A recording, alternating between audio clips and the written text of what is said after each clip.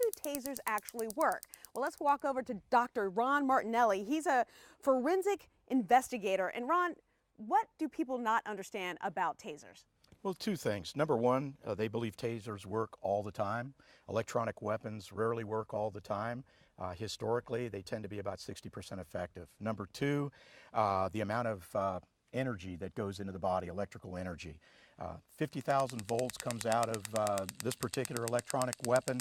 However, only about 500 to about 1,500 of those volts with almost no amperage enters the body. So what does that feel like?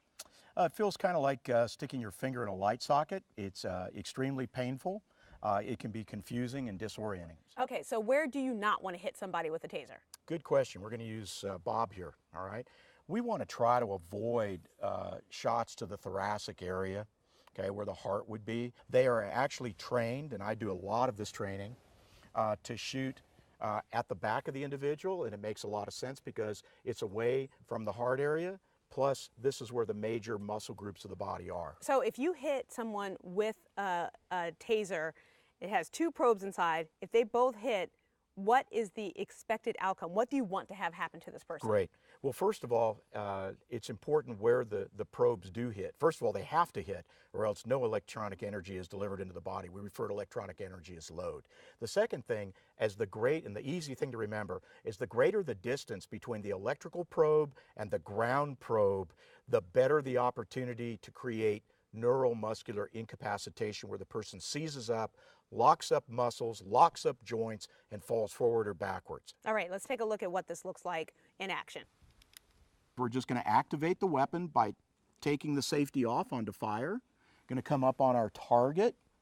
Going to put our laser beam on the target in the upper back area. And you'll notice, Stephanie, I cant the taser. In other words, I turn it about 20 degrees because I want a nice spread across the back. Okay, so let's take a look at that. Are you ready to go? Let's go.